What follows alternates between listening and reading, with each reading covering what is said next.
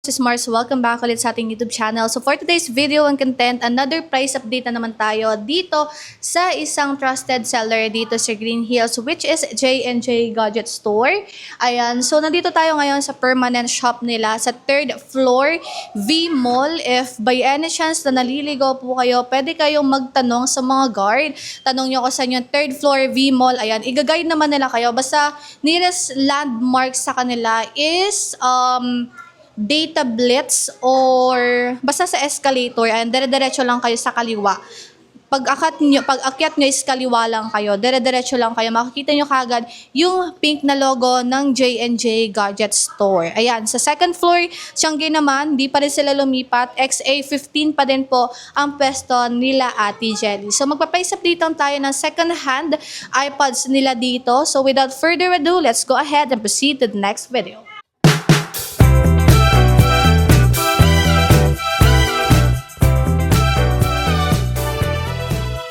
Nandito tayo sa permanent shop ng J&J Gadget Store. 3rd floor V Mall. Ayan mga sis Mars. So price update tayo ng mga iPads nila dito. Second hand and good as new. But first, siyempre, let's start with the inclusion that they have. Meron silang kasama yung case, of course, tempered glass.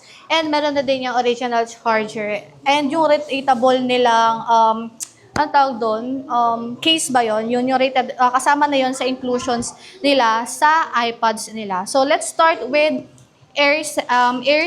Meron tayo ditong Air 2, 128 gigabytes. So, this is 7,000.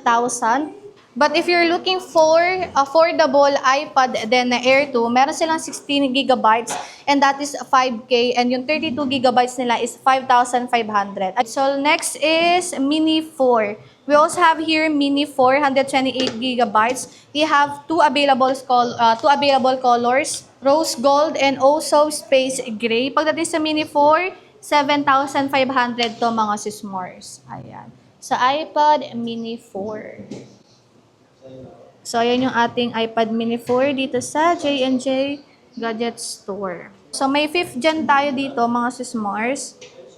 So, pagdating sa iPad 5th gen, we also have two colors, rose gold and also space gray din. Ayan, meron, actually 3 colors pala yung available.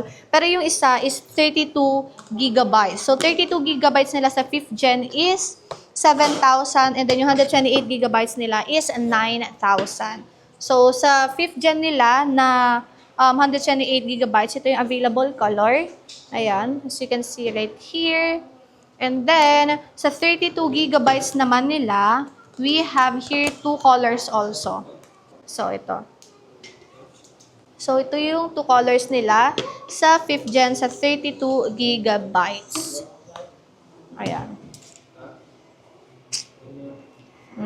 Okay. Next is, we also have 6th gen. Sa 6th gen natin, meron tayong 128 gigabytes and this is the available color, of course. Ito lang ang available color nila. Sa 6th gen, 10,500 to mga sismars. Ayan. Ang kanilang iPad 6th gen. This 6th gen is perfect din pang regalo, especially in 5th gen sa mga kids. Though hindi na siya updated ng OS, but still meron pa namang applications kayo na magagamit in that specific iPads. Next is, we also have 7th gen. 7th gen, 128 gigabytes is 12,500. Ayan, 12,500.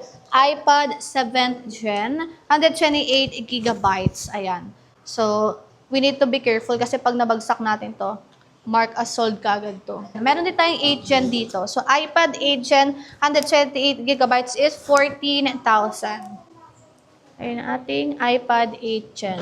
Yung mga ganitong iPads, okay na okay ito pang ML. Pero I suggest na, since hindi naman din ako fan ng mga malalaking iPads, I can just suggest this one sa mga kids na mahilig manood, especially pag nag-e-edits. Ayan, pwede nyo gamitin si 8th gen. We also have 9th gen in here, 64 gigabytes, 128 gigabytes, and 64 gigabytes. 64 gigabytes, 12K, and then yung... yung ating 256 gigabytes is 17,500. Yung 64 gigabytes na 12K, that is Wi-Fi only. Pwede silang 64 gigabytes na cellular and that is 14,000. But the 256 gigabytes, Wi-Fi only yon 17,000. So let me just repeat para medyo hindi kayo nalilito. 64 gigabytes, yung Wi-Fi nila is 12,000. 64 gigabytes, yung cellular is 14,000.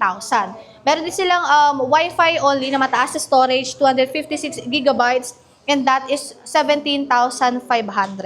So, meron ako sangkalan dito na napakalaki. Ayan, pwede tayo ditong magluto. So, iPad Pro natin, 12-inch to mga sis Mars, 128 gigabytes. So, again mga sis Mars, hindi ako actually knowledgeable pagdating sa price list ng iPads kasi mostly talaga na alam ko na price list sa J&J Gadget Store is yung mga brand new and also iPhones nila. But, again, pwede kayo mag-drop ng message sa kanila sa page nila na nasa description box. So, yun lang naman yung price update natin dito sa J&J Gadget Store pagdating sa second hand iPads nila dito sa permanent shop nila. Meron din sila mga iPads sa second hand sa Changi. Ayan, second floor din yung XA15. Pagdating sa warranty, mga sis Mars, 10 days replacement warranty po. And ang kagandahan dito, if by any chance beyond the turnaround time na at nagka-experience kayo ng problem sa kanilang mga units, meron din silang 3-month service warranty. Again, sa second hand lang po yan mga sis Mars, okay? Basta make sure lang na hindi mababasa or walang damage yung unit na na-purchase niyo, especially water damage and also LCD damage. And yes, pwede po kayo mag-update and pwede din kayo magpagawa sa kanila ng Apple ID if by any chance na wala pa po kayong Apple ID. Sa delivery naman mga sis Mars, they deliver nationwide. Ayan, through LBC po yan. And meron lang silang specific down payment. Okay lang kuya? So, meron sila specific na down payment pagdating sa delivery nationwide. Outside and inside Metro Manila yan, meron silang sariling rider if mag-deliver kayo within Metro Manila. Payments, they have cash, GCash, bank transfer, and good news, they also offer installment and that is through GGives, Shopee Pay, Shopee Pay, and credit card. And if your credit card is okay, meron lang specific interest sa credit card. So, yun lang mga sis Mars yung ating price update sa second-hand iPads dito sa J&J Gadget Store. So, once again, my name is Maring Ana. Don't forget to follow me on my TikTok account, A.Stories. See you let's sa ating next na price update buyers.